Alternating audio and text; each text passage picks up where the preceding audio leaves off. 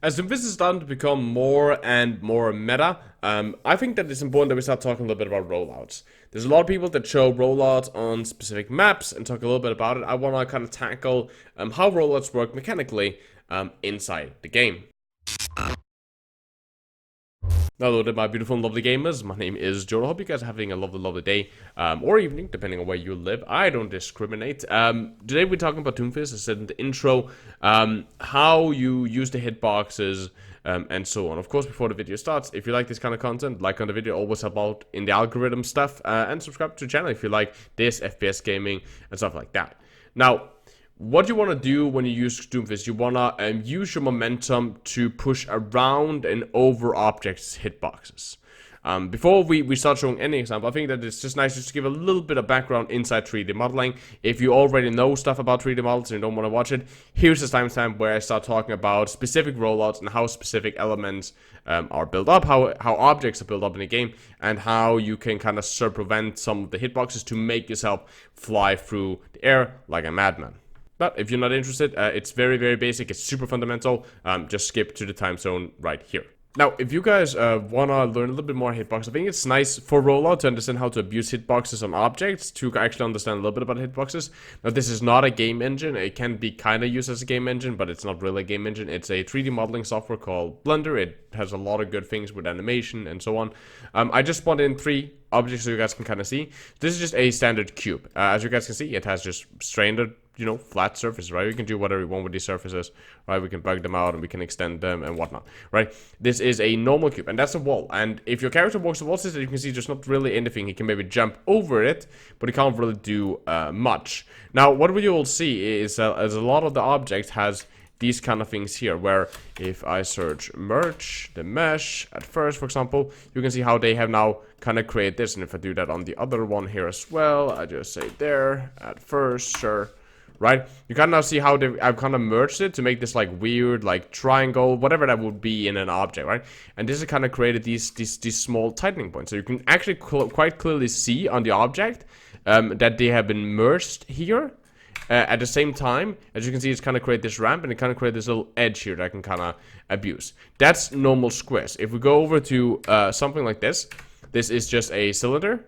As you can see how many more, to make a round thing, it is just small, as you can see here, it's just small, like essentially sides. It's just a lot of them that is kind of rotated together and merged together. That's essentially what a cylinder is. You can see how this is quite easy to get over, right? As you can see, you can kind of just roll over it, meaning that cylinders are quite easy to get over. This is not that many. I think this has 64 vertices on it. So yeah, that's that. And then you have normal Swiss, which are just round stuff. For example, I can cut this in half, and then I want to have the bottom half, or I can keep the top if I want something round, right? And logically, again, you can see how many more. I think this is 128 vertices on it. You can see how easy this is. Again, you can do all kinds of stuff with this. You can take a couple of these and you can merge them if you wanted to. This doesn't really do much. Just make the texture look a little bit weird. You can do a lot of things, right? I can remove these vertices. Now there's a hole in it, but you can do a lot of things with it. But you can kind of see a little bit more how hitboxes are built up by all of these. By all of these kind of. Let me see if I can just. Oh, that was not the purpose. There we go.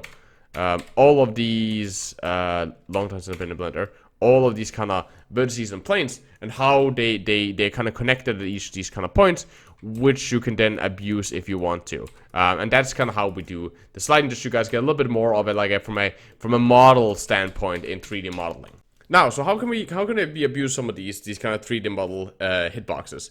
Well, if we look here at Anubis first point on a very basic thing, that's not really a rollout, it's more just a kind of proof of concept. So Anubis first point, here on the bridge, there's a railing. Okay, so if I want to get to the high ground top right, I need to essentially jump on the railing, charge a rocket punch, then I need to jump, and then I will get the height so I can slam onto the ledge. That just takes a little time, it's a little bit clunky, so rather I want to just do this. Now, but how does that work? So, notice that when I walk now up to this railing, it kind of allows me to walk over it. It's almost round, it kind of pushes a little bit back, so I have to climb. It takes a little second just to get over the edge, but it's a little bit of like a pushback, but it's still like round. I can still just like hold W and it will get over it. This is what we abuse. So, when you cancel your rocket punch, You punch, you can do that just by punching, holding space if you want to do it really quickly, or you can, charge rocket punch, and as you're midair, just tap space. You will cancel it, so you jump key. When we do that, we just continue with our momentum. We won't be stopped. Our hitbox will be moved back to our normal hitbox, so it won't stop us if we hit something and punch it like he normally would. But it will give us the momentum. And if it gives us enough of this momentum, it takes us over this object, this railing, and therefore we just continue at the peak of the height of the railing. Another one is here on Hanamura. This is a very famous rock for boosting. It's an easy way to get to high grounds, kind of just like this.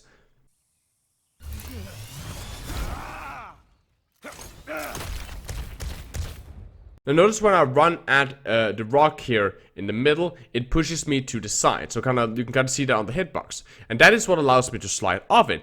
However, with enough momentum, that slide will also slide me and push me upwards and kind of give me that upwards trajectory that I'm kind of abusing.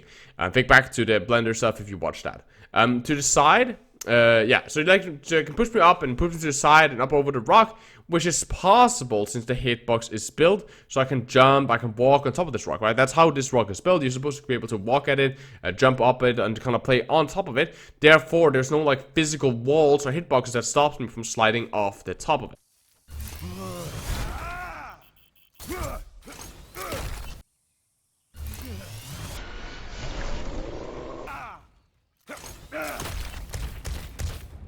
Now again, notice this rock and how it is near impossible to get a boost from it due to the fact that hitbox is super solid. It's almost like a very small wall. The bottom of the rock won't allow me to kind of use it and move on top of it without like I have to jump over it and then land on top of it. Therefore making it very difficult. And that stops me. However, you can still use a little bit. You can see how I slide a little bit to the left, there's a little bit to the right, meaning I can use it to move a bit. However, not directly at it. And this is like one of the very few boosts that you can do off that rock.